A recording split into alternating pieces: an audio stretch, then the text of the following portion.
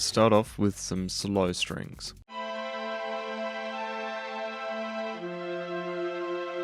Add some faster strings.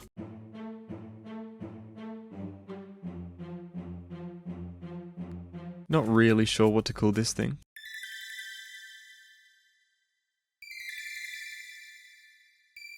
Now copy the slow strings, except make them a bit more boring.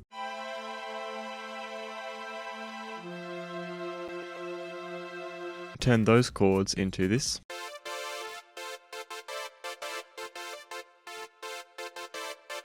Add a kick.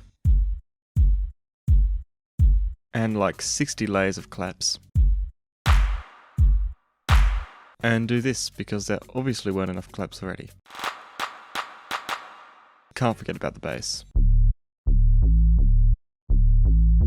And here's what it should sound like.